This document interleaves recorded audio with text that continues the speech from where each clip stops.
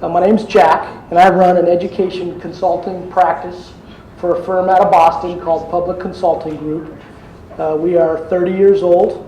We work in 5,000 school districts and 44,000 schools across the country. So we've got 50 offices that we operate out of across the United States. And so being consultants, which that means we've got systems, but that means we're also doing a lot of talking and conversation and work with educators in the K-12 universe. And one of the things that you all know and you're all aware of, I'm sure, whether or not you have kids in K-12 or if you're just reading the newspaper, is that there's not a more critical time in education right now, right? You got new standards, whether you like them or not, whether you tweak them or not, they're there. Everybody's got them, even Texas.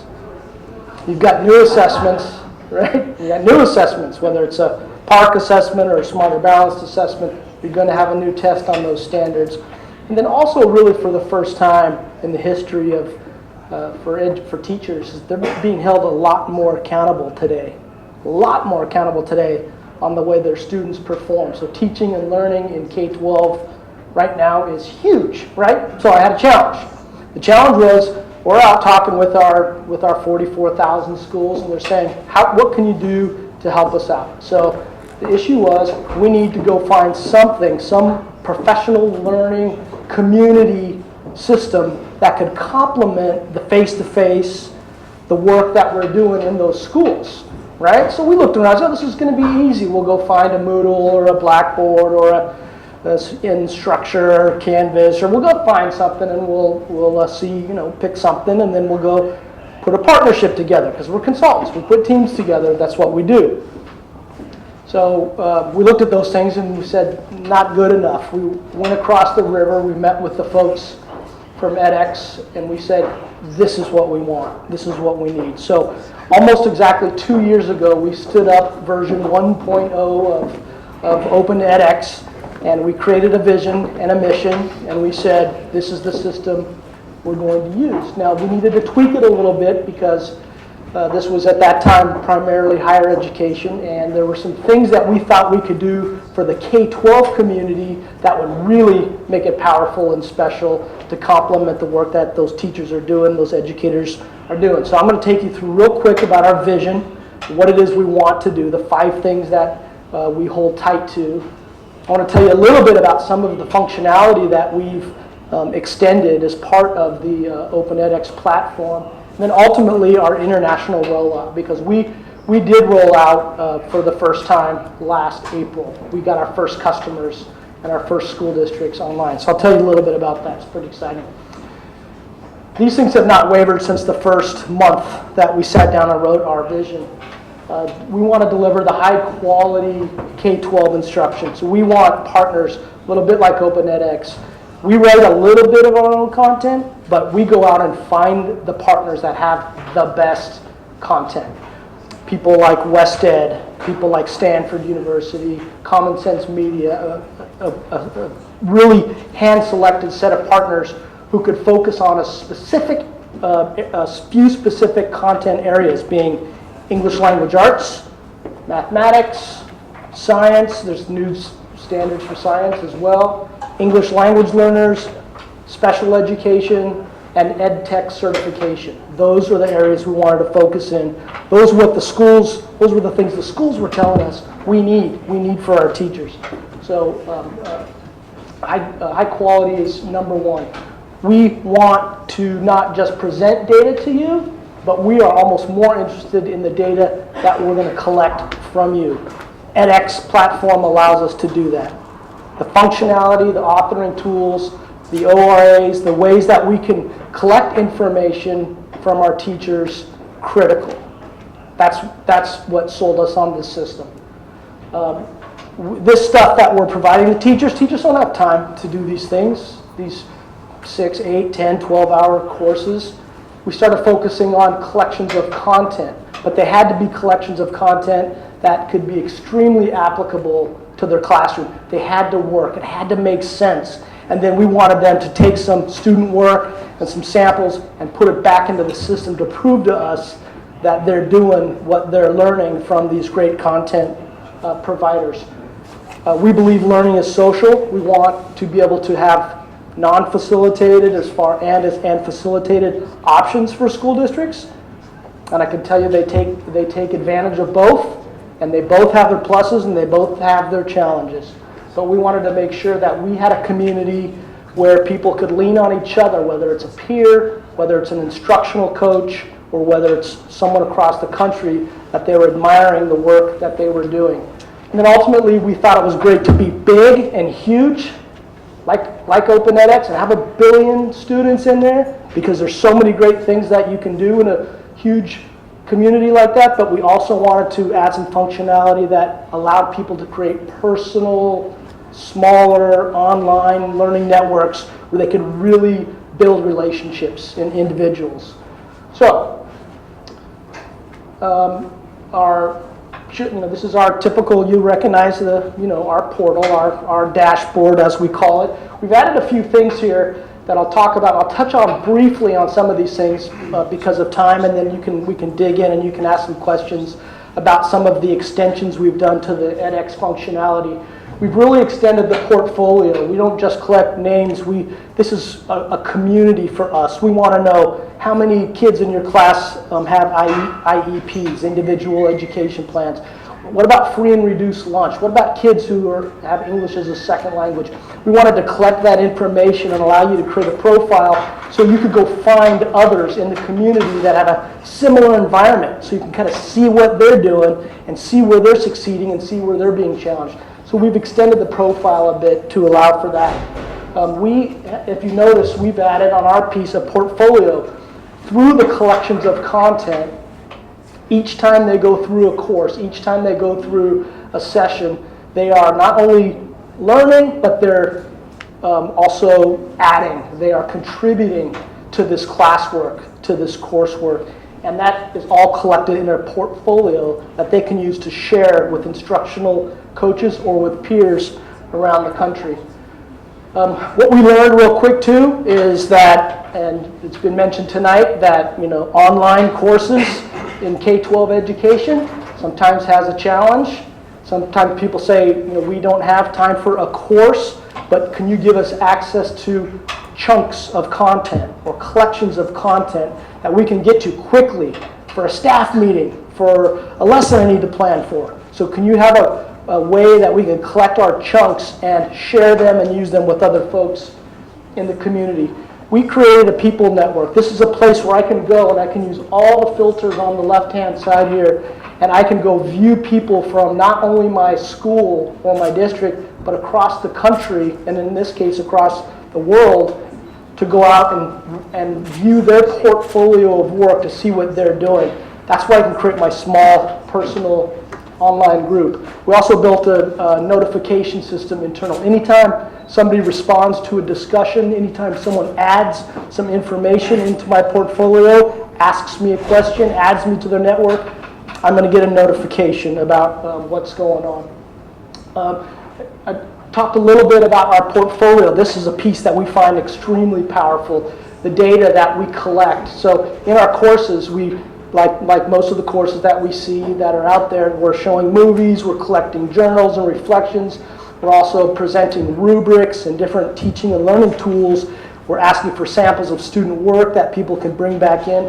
Those are all collected in my portfolio. And this is a place where I can promote myself to others also in the community. When I click on my coursework on the left-hand side, it's going to bring me to that familiar hierarchy that we use for Open edX. And now when I dig into one of my sessions, in this case session number 3, I'm going to be able to see all of the work I did in that session. That work is available for download. That work also now opens up a discussion where, if you look at the very top where it says showing in public view, if I've chosen to go ahead and share that information with others in the network, they can go ahead and now we can have discussions. And we have rubrics about the quality of the types of feedback we're getting in our discussions. And what we learn is that what's happening in these discussions, as you guys all know, is almost even more important and more critical and more powerful than what's happening in the courses themselves. Those PDFs on there are your coursework, yeah, that was something that I was asked to download and actually do, and then I had to upload back into the system. And now I've got folks going through there saying, oh, I noticed this, I saw this, or here's a lesson to go do that. So they're able to discuss what I've done in the work that I've done. So how do I share this work? I mean, it's great to have a portfolio like an architect or something. You have this portfolio of work, an artist, and say, here it is.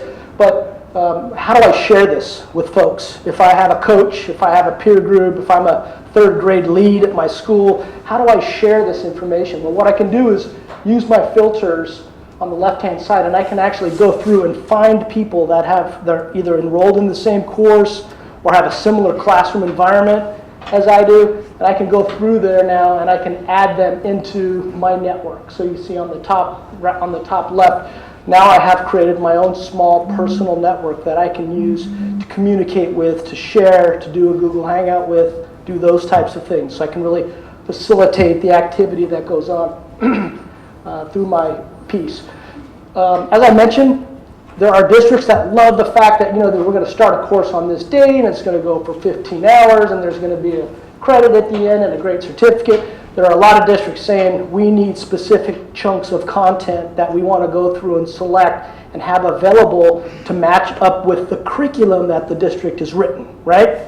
So what they would call a blended approach. It's going to be some talking, some face-to-face stuff, but then you're going to go home and do some online complementary activities.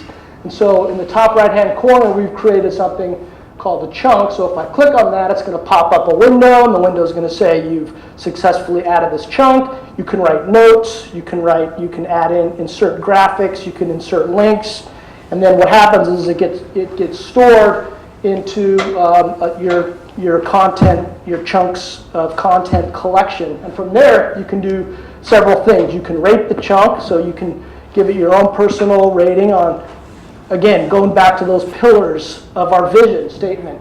Is it quality? Is it engaging? Is it interactive? Is it applicable to my classroom? I want to know that that's the case. But you'll also notice you can share.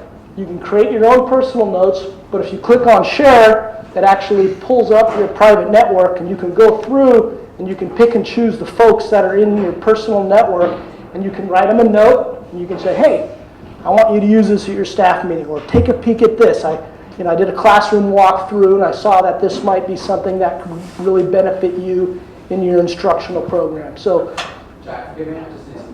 Yeah. To call you 5 minutes left. 5 minutes left. That's perfect.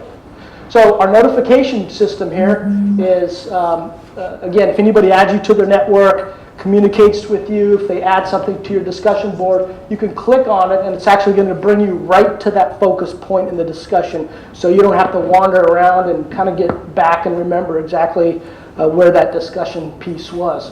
So now here's the great part. So we know that there's huge problems. We're in 5,000 school districts in the country. We create an open edX platform that we think is great, and it's got all these functions and features. And so we say, okay, now how do we start to make this something that actually gets used by the folks? So we didn't do a pilot. We didn't invite family and friends. We actually just signed up our first school district in April of last year, and it just happened to be Los Angeles Unified School District. So we got a real big jump start on what we wanted to do to try to go from, and you guys are familiar with the technology adoption life cycle, to go from, okay, we've got this great product over here, we've got this chasm, now how do we get into the masses of folks? And so that's where we go into our rollout. Right now we currently have approximately 5,000 teachers in our system. That includes about 30 school districts, 3 departments of education, state departments of education. On April 15th, it looks like May 15th, but actually next week, we're loading 43,000 teachers from the state of Connecticut into Pepper. They will all be Pepper members. They will all be learning English language arts, mathematics, so on and so forth in our system. In July, PCG Education is opening up and creating Pepper memberships for 500,000 unique users that use PCG systems today. So by this middle of the summer, we'll have 500,000 users. Common Sense Media. I'm not sure if some of you are familiar with Common Sense Media. They are like the consumer digest for education, for teachers, where they can go and find good quality resources. They have joined us, and they're bringing 250,000 teachers into our system by the end of summer. So by the beginning of next fall, we'll have 750,000 unique educators that will be Pepper members, and we'll have the opportunity to start enrolling in courses, engaging in the content, and providing us the kind of data that we're looking for. So that's it. The last piece here, I know I'm at the last minute, is we did join a group called Quality Matters. I'm not sure if any of you are familiar with them, but we are so interested in working with our authors and making sure they have widgets and tools in the studio environment. We've done a lot of work in there, and we've given them guidelines and rubrics as far as what's quality, what's engaging, what's interactive, how do you collect data. Quality Matters is a great organization that we've partnered with that's helped us help our authors, because we know getting authors and getting our courses in the system is always a challenge for us. So appreciate the opportunity.